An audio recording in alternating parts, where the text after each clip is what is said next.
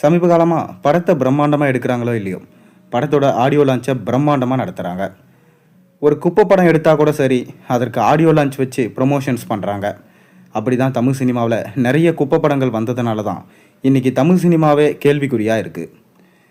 யாரோட படம் 1000 கோடி முதல்ல கலெக்ஷன் பண்ணும், தமிழ் சினிமாவிலேருந்து யாரோட படம் 1000 கோடி கலெக்ஷனை பண்ணி ஒரு சாதனை பண்ண போகுது அப்படி இருந்ததை பார்க்க தான் ரசிகர்கள் வெயிட் பண்ணிகிட்ருக்காங்க. அப்படி தான் அஜித், விஜய், சூர்யா என 3 ஜாம்பவான்களை நம்பி இருந்தாங்க. கடைசியில் எல்லாருமே சொதப்பிட்டாங்க. யாரோட படமுமே 1000 கோடி கலெக்ஷனை ஈட்டலை. ஆனால் கண்டிப்பாக நம்ம சூப்பர் ஸ்டார் ரஜினிகாந்தோட கூலி படம் 1000 கோடிக்கு மேலே கலெக்ஷனை ஈட்டும் என நம்பப்பட்டு வருது. ஏன்னா இந்த படத்தை லோகேஷ் இயக்கியிருக்காரு, சன் பிக்சர்ஸ் பிரம்மாண்டமாக ப்ரொடக்ஷன்ஸ் பண்ணியிருக்காங்க, அனிருத் மியூசிக் பண்ணியிருக்காரு. மேலும் இந்த படத்தில் சூப்பர் ஸ்டாரோட சேர்ந்து ஷோபின் ஷாக்கர், உபேந்திரா, நாகார்ஜுனா, ஸ்ருதிஹாசன், சத்யராஜ், அமீர்கான் போன்றோர் முக்கியமான வேடத்தில் நடிச்சிருக்காங்க. படத்தோட ஷூட்டிங் மொத்தத்தையும் கம்ப்ளீட் பண்ணிட்டாங்க. இப்போ நம்ம ரஜினிகாந்துமே பார்த்தீங்கன்னா ஜெயிலர் 2 படத்தோட ஷூட்டிங்காக பிஸியாக இருக்கார்.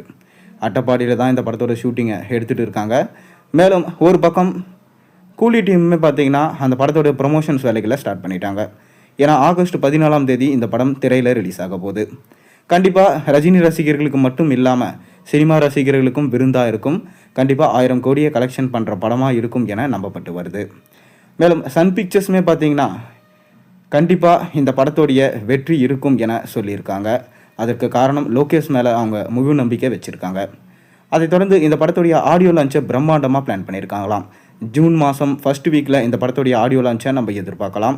மேலும் இந்த ஆடியோ லான்ச்சுக்கு விஜய் அவர்கள் நம்ம ரஜினியோடைய சேர்ந்து வரப்போகிறாராம். அவர் என்ன பேச போகிறாரு, ஒருவேளை நம்ம ரஜினிக்கும் விஜய்க்கும் இருக்க பிரச்சனையை பற்றி முடிச்சு வைப்பாரா அப்படின்றது எதிர்பார்த்து நாடே காத்து கொண்டு இருக்கு. மேலும் விஜயும் ஒரு பக்கம் டிவிக்கே ஸ்டார்ட் பண்ணி அதோடைய வேலைகளை பார்த்து கொண்டு இருக்காரு. நம்ம ரஜினி அரசியலுக்கு வரலை, அதற்கு பதிலாக பார்த்தீங்கன்னா சினிமாவில் நடித்து மக்களை மகிழ்விச்சுட்டு இருக்காரு. ஒருவேளை விஜயும் ரஜினியும் சேர்ந்து நடிக்க போகிற படத்தை அனௌன்ஸ்மெண்ட் பண்ணுவாங்களா என்று நம்ம எதிர்பார்க்கலாம். ஆனால் கண்டிப்பாக விஜயும் ரஜினியும் சேர்ந்து நடிக்க மாட்டாங்கன்னு ஒரு பக்கம் பேச்சுகள் அடிபட்டு கொண்டு தான் இருக்குது. பொறுத்திருந்து பார்ப்போம், எது எப்படி வேணாலும் மாறலாம். ஆனால் கண்டிப்பாக நம்ம ரஜினி கூலி ஆடியோ லான்ச்சில் என்ன பேச போகிறாரு, இதுதான் பேசும் பொருளாக இருக்குது. நீங்கள் என்ன நினைக்கிறீங்க? உங்கள் கருத்துக்களை மறக்காம கீழே கமெண்ட்டில் சொல்லுங்கள். மேலும் சேனலில் போடுற ஒரு வீடியோஸும் பிடிச்சி மறக்காம சேனலுக்கு சப்ஸ்கிரைப் பண்ணி லைக் பண்ணுங்கள், பெல் ஐக்கானை ப்ரெஸ் பண்ணுங்கள். அப்போ தான் நான் போகிற வீடியோஸ் எல்லாம் உங்களுக்கு நோட்டிஃபிகேஷனாக வந்து சேரும்.